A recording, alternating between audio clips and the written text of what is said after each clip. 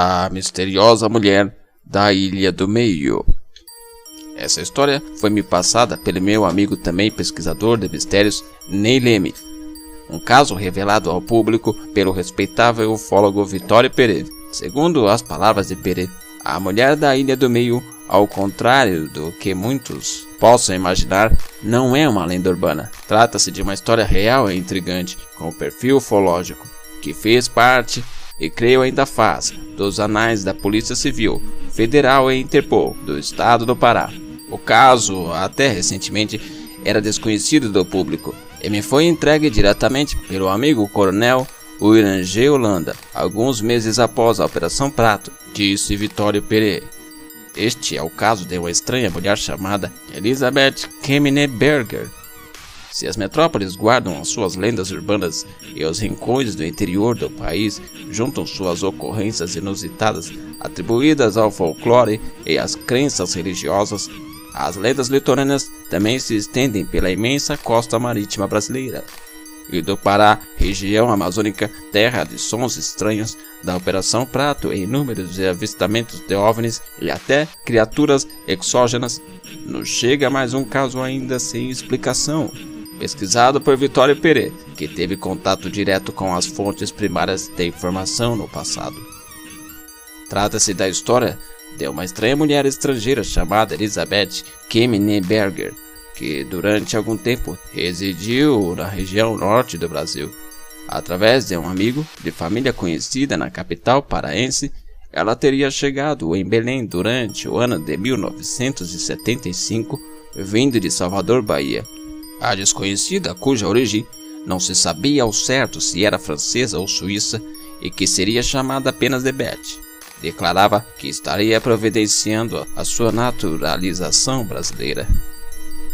Em seu passaporte inglês, número 872152-A e outros documentos de identidade, constava que Elizabeth Kemneberger tinha nacionalidade suíça. Teria nascido em Monsigny em 18 de agosto de 1947. Era naturalizada inglesa e domiciliada em Paris. Beth era branca, loira, olhos azuis amendoados, magra. Ao contrário das mulheres escandinavas, ela tinha estatura baixa, seria divorciada e profissionalmente era desenhista de moda. Comumente, ela costumava usar vestidos compridos, rente aos pés, com mangas também compridas, de punhos fechados até junto às mãos. Visitando a região, o Salgado Paraense, no município de Bragança, a cerca de 200 quilômetros de Belém, a mulher estrangeira revelou estar bastante interessada na compra de uma ilha local. Seus deslocamentos constantes por aquela zona foram realizados por João Olaia, comerciante, que fazia a linha de barco para a Ilha do Meio e para outras ilhas circunvizinhas com a tarefa da venda de alimentos e transportes de passageiros. Beth conseguiu comprar terras na chamada Ilha do Meio, que se situa na Bahia do distrito de Emboraí, pertencente ao município de Bragança. A ilha se localiza abaixo da cidade de Urumajó, atual Augusto Corrêa, distando cerca de 6 horas de lancha do continente. Já de posse da sua propriedade na referida ilha, Elizabeth procurou reunir os poucos moradores e disse ter interesse em comprar imediatamente outras propriedades. Houve relutância da parte de alguns, pois uma das exigências era que, fechado o negócio, deveriam deixar o mais breve possível os locais de suas ex-moradias. Os documentos relacionados às compras teriam sido registrados no cartório do primeiro ofício da cidade de Bragança e incluíam direitos hereditários. Mesmo após fazer a aquisição de vastas terras na Ilha do Meio, Elizabeth não residia e tampouco visitava a ilha. Somente algum tempo depois ela passou a ir ao local com mais frequência. Segundo os populares locais, Beth então chegava na ilha quase sempre acompanhada de pessoas com hábitos estranhos. Cada vez que isso ocorria, segundo testemunhas, as pessoas recém-chegadas com ela costumavam desaparecer para sempre, sem que pescadores e barqueiros conseguissem saber para onde ou como aquilo ocorria. Betty também atraiu a atenção dos moradores de Bragança por comprar semanalmente dos pescadores entre 200 quilos e 400 quilos de peixe, sem que ninguém soubesse informar qual destino seria dado ao pescado, uma vez que não era posto à venda no mercado do município. Logo, os boatos sobre o excêntrico comportamento da loira estrangeira já saltavam as fronteiras do então município de Urumajó e se espalhava por toda aquela mesorregião.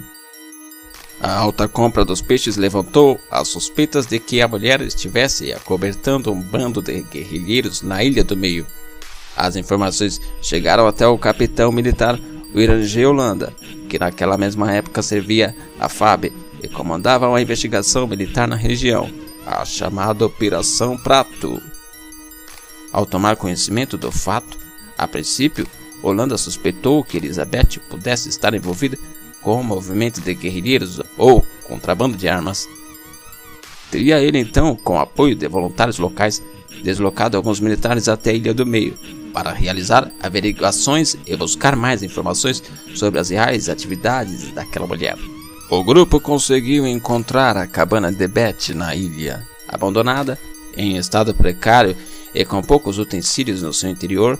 Segundo alguns, quando Betty se encontrava em sua casa, era comum ver estranhos e assustadores movimentos de luzes sobrevoando silenciosamente a região.